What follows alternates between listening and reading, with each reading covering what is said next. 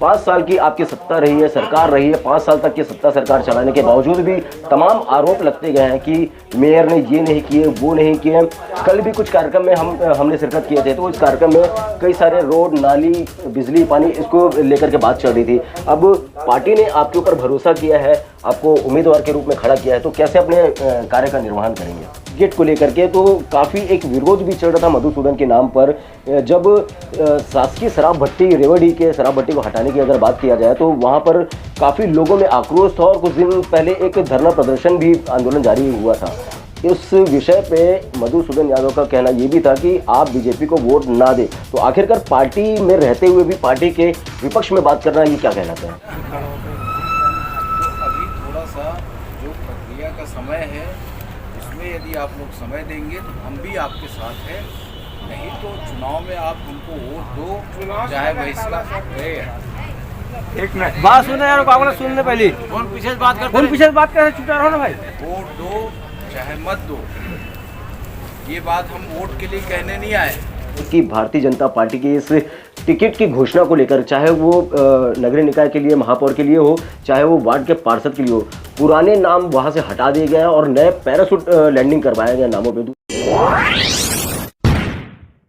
पूरे छत्तीसगढ़ प्रदेश में चुनावी संग्राम का बिगुल बज चुका है और इस चुनावी संग्राम के बिगुल बजने के बाद भारतीय जनता पार्टी ने भी अपने दांव पेच को खोल दिया और दांव पेच को खोलने के बाद राजनांदगांव से नगरीय निकाय चुनाव के लिए महापौर प्रत्याशी के रूप में मधुसूदन यादव, जो कि पूर्व के भाजपा के प्रदेश उपाध्यक्ष रहे हैं, उनका नाम मनोनीत किया है, उनके नाम की घोषणा कर दी गई है। अब वहीं देखने का विषय तो ये था कि कांग्रेस पार्टी में उनके प्रबल दावेदारी के रूप में किसको उतारा जाए, ये एक बहुत बड़ा विषय था, जिसमें आज खुलासा ये भी हो चुका है कि अब कांग्रेस पार्टी की तरफ से भी प्रबल दावेदारी के रूप में कांटे की टक्कर ऐसा माना जा सकता है या कहा जा सकता है कि कांटे की टक्कर देने के लिए एक नाम मनोनीत किया गया कांग्रेस पार्टी की तरफ से। और वहीं उस नाम को लेकर के पूरे शहर भर में काफ़ी चर्चाएं भी थी।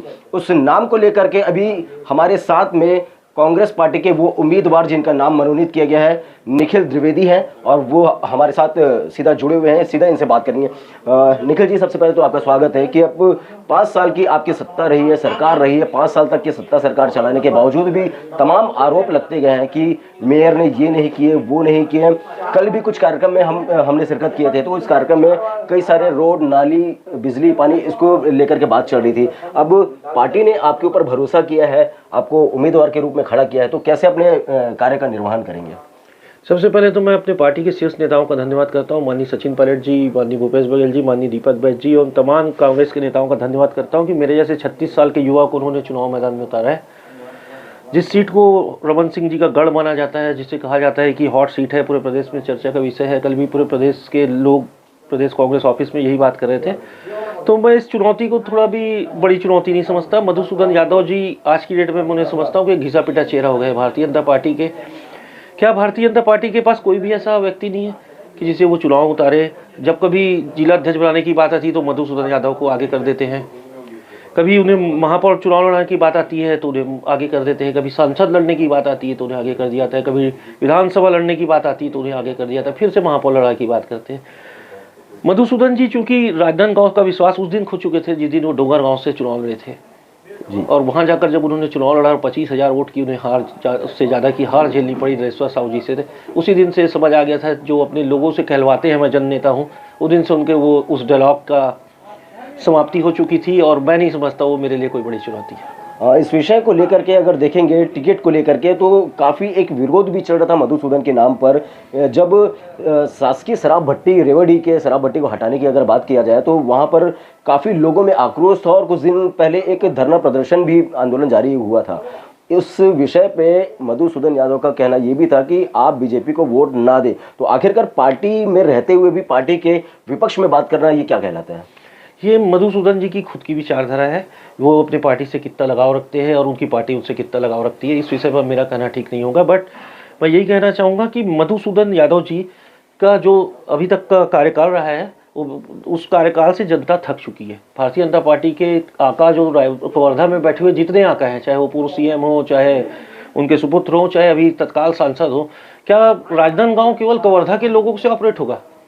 तब कांग्रेस पार्टी ने राजनांदगांव के बेटे को, राजनांदगांव के स्थानीय व्यक्ति को, राजनांदगांव के ब्राह्मणपाड़ा के निक्कू को टिकट दिया है। और राजनांदगांव का निक्कू, जिसे जनता ने देखा है कि किस तरीके से जब लोगों को ज़रूरत थी, कोविड काल में ज़रूरत थी, तो मैंने ऑक्सीजन के सिलेंडर घर घर पहुंचाए हैं, रेमडेसिविर पहुंचाया, अपनी गाड़ी को एम्बुलेंस बनाया, लोगों को बिस्तर दिलाने का काम किया है और लोगों के साथ सुख दुख में हमेशा खड़ा रहा हूँ। 15 साल रमन सिंह जी मुख्यमंत्री रहे हैं राजनांदगांव से, और मैं उस समय विपक्ष की भूमिका में भी रहा हूं। तो जनता की आवाज़, सड़कों पर लड़ाई लड़ी, सैकड़ों FIR दर्ज हुई मेरे खिलाफ, लेकिन मैंने हार नहीं मानी, संघर्ष करता रहा हूं।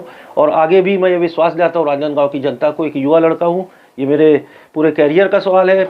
बहुत मुश्किल से पार्टी टिकट देती है और मुझे टिकट मिला है, तो मैं जनता से यही अपील करता हूँ कि मेरे इस कैरियर को आगे बढ़ाने में आप सब साथ दें, क्योंकि मैं आपकी सेवा में हमेशा तत्पर रहूँगा। टिकट की अगर बात किया जाए तो वहीं पर अभी सूत्रों के हवाले हमें भी सूचना मिल रही है कि भारतीय जनता पार्टी की इस टिकट की घोषणा को लेकर, चाहे वो नगरीय निकाय के लिए, महापौर के लिए हो, चाहे वो वार्ड के पार्षद के लिए हो, पुराने नाम वहां से हटा दिए गए और नए पैराशूट लैंडिंग करवाए गए नामों पे। दूसरे वार्ड के पार्षद, दूसरा नाम, दूसरा वार्ड, इस प्रकार के चल रही हैं।